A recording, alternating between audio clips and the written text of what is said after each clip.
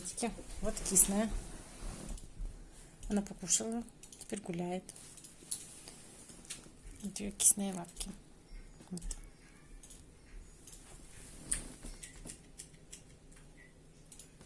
Она, кстати, очень любит играться.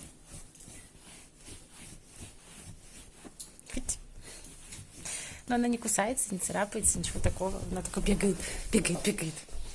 Бежим, киса! Мы бежим за кисой! Бежим за кисой! Где она? Вот она. Кисная, привет! Привет, кисная, привет! Привет, кисная! Привет, кисная, привет! Привет, вот ее лапка. Привет. Привет.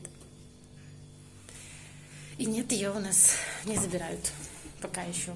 Хозяин еще там остался. Насколько не знаю, ну там. A few moments later. Всем приветики. С вами Коди.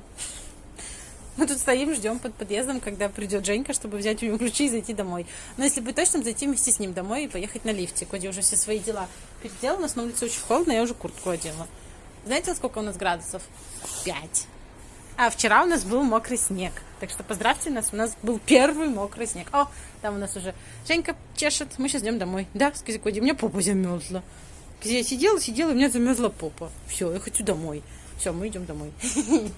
На лифте. Хоть не пешком. Кто там идет? 2 hours later. Посмотрите, а. Он занял домик кисы. Бежит домой теперь домик. Все, он отжал. Такой вот котик. Отжиматель домиков. Да, маленький котик. Киса там у мамы где-то спит, а я кушу. Решила вам заснять, как Себастьян залез в домик. Коди сюда тоже залезает, но Коди не помещается, у него попа вот тут где-то. Вот. А там только голова. Себастьян помещается, если скрутится калачиком. Недовольный, что его спалили.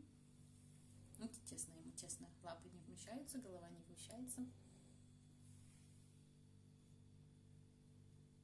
Он даже мурчит иногда, если честно.